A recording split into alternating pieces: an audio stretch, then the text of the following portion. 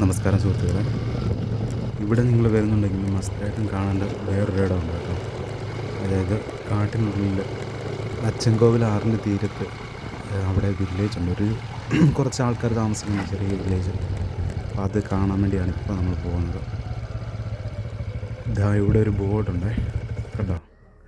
ആനയും കുട്ടി ഓടുന്ന ഒരു പിക്ചറാണ് കണ്ടോ. ഇതിൽ വൈൽഡ് ലൈഫ് ക്രോസിംഗ് എന്ന് വ്യക്തമായി എഴുതിയിട്ടുണ്ട്.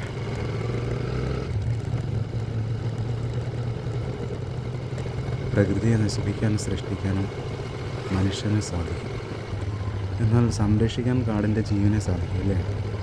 അങ്ങനല്ലേ?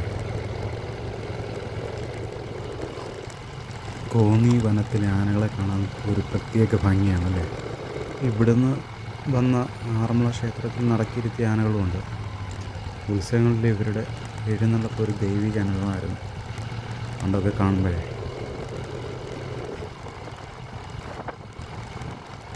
എനിക്ക് പുസ്തകങ്ങളിലൂടെ വായിച്ചറിയാവുന്ന ചില ആനകളുടെ പേര് ഞാൻ പറയാം.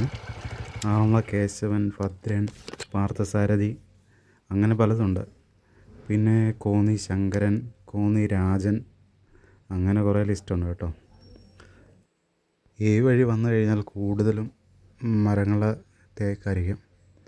ഈ ഭാഗമൊക്കെ ഉണ്ടോ, ഓപ്പണായിട്ട് കിടക്കുന്നുണ്ടോ. സൈഡിൽ ഫെൻസ് വെച്ചിട്ടുണ്ട്. ഇതൊക്കെ പഴയ സാധനമാണ്.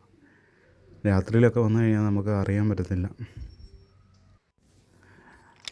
ആനകൾ നടക്കുന്ന ഭാഗങ്ങളിൽ, അതായത് അവർ സ്ഥിരം പോകുന്ന വഴിയിൽ ആ വഴി തന്നെ പോകാറുണ്ടെന്ന് കേട്ടിട്ടുണ്ട്. കാട്ടിൽ വെള്ളമുണ്ടെന്ന് അവർക്ക് കറക്റ്റ് അറിയാം, ഇവിടെ ഉണ്ടെന്ന് കറക്റ്റ് അറിയാം. അവരുടെ തലമുറയെ ഇത് അവരെ പഠിപ്പിക്കും. അതായത് അവരുടെ കൂടെ നടന്ന് അവർ പഠിക്കുന്നത്. ഇവിടെ കണ്ട കുട നിവൃത്തിയ പോലൊരു മരം നിൽക്കുന്നുണ്ട് റൈറ്റ് സൈഡിൽ. ഇവിടെ ചെറിയ വെള്ളമൊക്കെ ആണ് കേട്ടോ. ഇവിടെ എനിക്ക് തോന്നുന്നു വെള്ളത്തിൻ്റെ പൈപ്പാണ് ഈ വെബ്സൈറ്റിൽ കൂടെ പോയേക്കുന്നത്. അതിൽ നിന്ന് വെള്ളം ഒഴുകുന്നതാണെന്ന് തോന്നുന്നു, പൊട്ടി. അതല്ലെങ്കിൽ ലീക്കായിരിക്കും. അത് നമ്മൾ ചെറുപ്പത്തിൽ എന്തെല്ലാം ആനക്കഥകൾ കേട്ടിട്ടുണ്ടല്ലേ. ചിലർ നല്ല കള്ളുകൾ വിശ്വസിപ്പിക്കുന്ന പോലെ കള്ളം പറയാൻ മലയാളികൾ പ്രത്യേക കഴിവല്ലേ. വീണ്ടും തേക്കിൻ്റെ കാട് കാണാം. തേക്ക് നല്ല കട്ടിയുള്ള തടിയാണ്. പണ്ട് കൂടുതലും തേക്കിലാണ് വീടിൻ്റെ പണികളൊക്കെ നടത്തിയത്. ഇന്നത് കുറവാണ്. പണ്ട് നമ്മുടെ ട്രഡീഷൻ തിരിച്ചറിയാൻ ഇങ്ങനെയുള്ള കെട്ടിടങ്ങളെ സഹായിച്ചിട്ടുണ്ട്. അതുപോലെ പ്രകൃതിയിലെ നാച്ചുറൽ മെറ്റീരിയൽസ് ആയിരുന്നു എല്ലാം അന്ന് ഉപയോഗിച്ചിട്ടുണ്ട്. ഇതുവരെ കണ്ടതിൽ നല്ല വീതിയുള്ളൊരു പാലമാണ് ഇത് കണ്ടോ, കോൺക്രീറ്റ് പാലം. ഓക്കെ, ഇത് കണ്ടോ ചാല എന്നിറങ്ങുന്നുണ്ടോ, ആറ്റിലോട്ട അച്ചൻകോവിൽ ആറ്റിലോട്ട കണ്ടോ. ഇവിടെ എല്ലാം ആളൊഴിഞ്ഞ സ്ഥലമാണ്. ഇങ്ങനെ പ്രത്യേകിച്ച് ഒരു തിരക്കോ ബഹളമോ ഒന്നുമില്ല. രണ്ട് സൈഡിലും കാടും കണ്ട് ഇങ്ങനെ വഴി ഇങ്ങനെ പോവാം. അതല്ലെങ്കിൽ ഇടയ്ക്ക് ചിലപ്പം ആനിമൽ സൈറ്റ് കിട്ടും. ചിലപ്പോൾ ആനയെ കാണാൻ പറ്റും, ചിലപ്പോൾ ആനയെ കാണത്തില്ല. ഇതുവരെ ഞാൻ കണ്ടില്ല, ആനയൊന്നും കണ്ടിട്ടില്ല, ഒരു ജീവിയെ പോലും കണ്ടില്ല. ഈ ഭാഗമൊക്കെ നല്ല നീറ്റ് ആൻഡ് ക്ലീൻ ആണ് കേട്ടോ. കണ്ടോ, റോഡാണേലും എല്ലാം. വെളുപ്പിനെ ഇറങ്ങുകയാണെന്നുണ്ടെങ്കിൽ നമുക്കൊരു ദിവസം കിട്ടും ഈ കാട് എക്സ്പ്ലോർ ചെയ്യാനുള്ള ഒരു ടൈം കിട്ടും. ഇച്ചിരി താമസം ഇറങ്ങുകയാണെന്നുണ്ടെങ്കിൽ നമുക്ക് അത്ര സമയം കിട്ടത്തില്ല. കാരണം നല്ലൊരു യാത്ര ഉണ്ട് അച്ചൻകോവിൽ വരെ.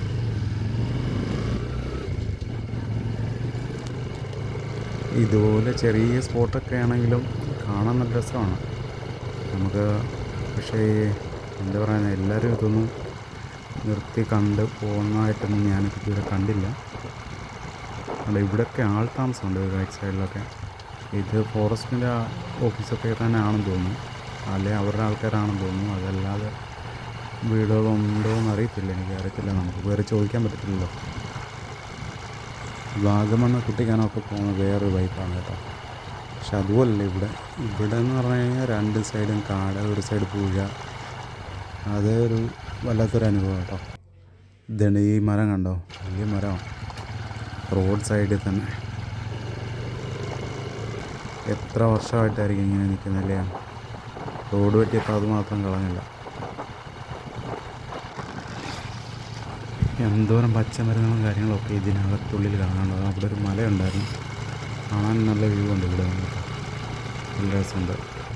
പക്ഷെ ഇവിടെ നിർത്താൻ തോന്നിയില്ല, കാരണം ഇനി ഒത്തിരി യാത്ര ചെയ്യാനുള്ളതുകൊണ്ട് ഇങ്ങനെ നിർത്തിയില്ല. ടൈം നമുക്ക് കുറവാണ്. പിന്നെ ഇതുപോലെയുള്ള കാട്ടിലൊക്കെ ഒറ്റയ്ക്ക് പോകണം.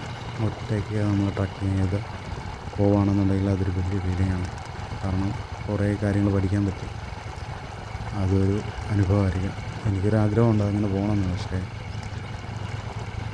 നോക്കാം, ഇനിയിപ്പം ഒരവസരം കിട്ടുമ്പോൾ ഉള്ളിലൊക്കെ ഒന്ന് പോയി നോക്കാം, തന്നെ പോകണം. ഇപ്പോൾ നമ്മൾ കണ്ട മലനടയില്ലേ ലാസ്റ്റിൽ, അവിടുന്ന് ഏകദേശം ഇപ്പോൾ ഒരു അരമണിക്കൂറോളം യാത്ര ചെയ്ത് കഴിഞ്ഞപ്പം എന്നിട്ടും അങ്ങോട്ട് അടുക്കുന്നില്ല. നല്ല ദൂരമുണ്ട് കേട്ടോ. ഏകദേശം നമ്മൾ ഉദ്ദേശിക്കുന്നില്ല. കാട്ടിൽ വരുമ്പോൾ ചിലപ്പം നമുക്ക് കറക്റ്റ് റേഞ്ചോ അല്ലെങ്കിൽ കറക്റ്റ് മാപ്പ് കിട്ടാൻ പാടാണ്. ടൈമും അതിന് കൂടുതലെടുക്കാൻ സാധ്യതയുണ്ട്. ഇതുവരെ വന്ന വഴിയെക്കാട്ടിലും നല്ല സ്മൂത്താണ് ഇതുവഴിയൊക്കെ പോകാൻ. അതുകൊണ്ടാണ് ഇത്ര പതുക്കെ പോകുന്നത്. ഇവിടെ പിന്നെ എന്തെങ്കിലും സൈറ്റ് ചെയ്യുകയാണെന്നുണ്ടെങ്കിൽ കാണാം. അതിൽ ഇവിടെ റൈറ്റ് സൈഡിൽ ഒരു മരമുണ്ട്, അടിപൊളി മരമാണ്.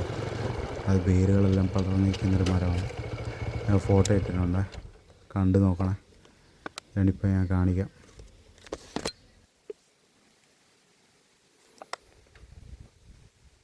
ശരിക്കും വലിയൊരു പാറ പിടിച്ച് നിർത്തിയേക്കുക. അത് കണ്ടോ? അതുകൊണ്ട് ഈ പാറയുടെ കാര്യം പറഞ്ഞപ്പോൾ അതാണ് ലെഫ്റ്റ് സൈഡിൽ പുഴയുടെ സൈഡിലും ഒരു പാറയുണ്ട്. ഇതേ ഇവിടെ ആ പാറ കണ്ടു കഴിഞ്ഞാൽ രാത്രി ചിലപ്പോൾ നമ്മൾ വിചാരിക്കും ആനയാണെന്ന്. കണ്ടോ? ഈ വനപ്രദേശത്ത് താമസിക്കുന്നവരുടെ പേടിയെന്ന് പറഞ്ഞു കഴിഞ്ഞാൽ ഈ കൃഷി നശിപ്പിക്കുക അങ്ങനെയുള്ള കാര്യങ്ങളൊക്കെ ഉണ്ട്. ഈ പന്നിയുടെ ശല്യം, പിന്നെ ഈ മയിലുണ്ടല്ലോ, മയിൽ വന്ന് ഈ കൃഷി നശിപ്പിക്കുന്നുണ്ട്. കാരണം അവർ ഈ കഴിക്കാനായിട്ടൊക്കെ എന്തെല്ലാം കിട്ടുന്നു അതെല്ലാം ഇവിടെ വന്ന് എടുക്കും.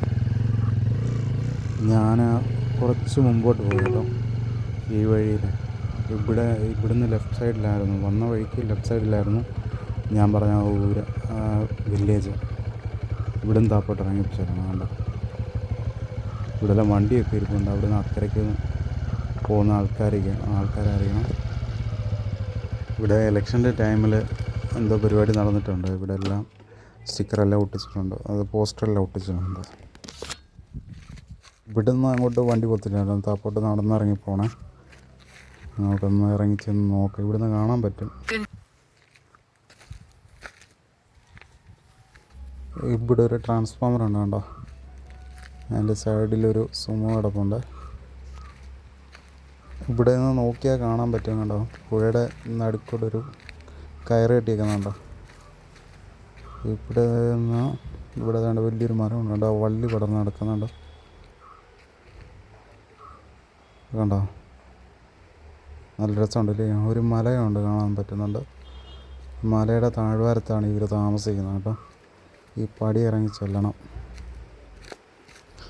വരുന്ന വഴിക്ക് ഇങ്ങനൊരു സൈറ്റ് ഉണ്ടാകുമായിരിക്കുമെന്ന് ഞാൻ പ്രതീക്ഷിച്ചില്ല കേട്ടോ. പക്ഷേ അത് അടിപൊളിയായിരുന്നു കേട്ടോ. ഇതുകൊണ്ട് കല്ലെല്ലാം ഇട്ട് നികത്തിയേക്കാണ്.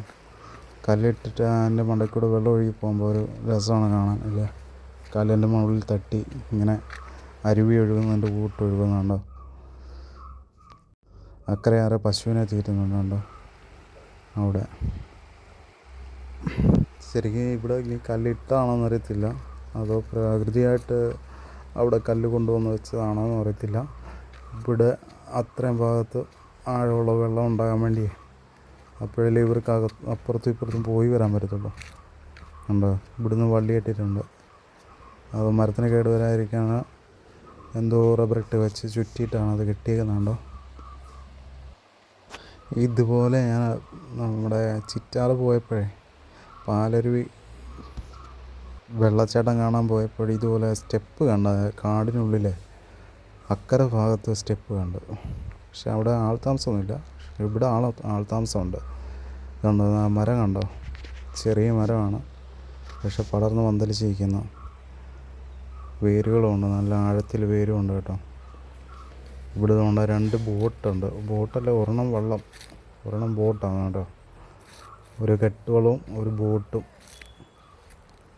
ഇവിടുന്ന് നല്ല വ്യൂ ഉണ്ട് കേട്ടോ. കണ്ടോ? വെള്ളമുണ്ട്, ഇഷ്ടംപോലെ വെള്ളമുണ്ട്. നമുക്ക് അക്കരയ്ക്ക് പോകണമെങ്കിൽ അവരാരെങ്കിലും വരണം, വന്നാലേ നമുക്കിപ്പോൾ അക്കരയ്ക്ക് പോകാൻ പറ്റത്തുള്ളൂ. പക്ഷെ അങ്ങനെ ഒരു ചാൻസ് ഇല്ല, ഇവിടെ ആരും ഇല്ല. പുള്ളി അതുകൊണ്ട് അവിടെ പശുവിനെ തിരിച്ചിട്ട് അകത്തോട്ട് അങ്ങോട്ട് കയറി പോവുകയും ചെയ്തു.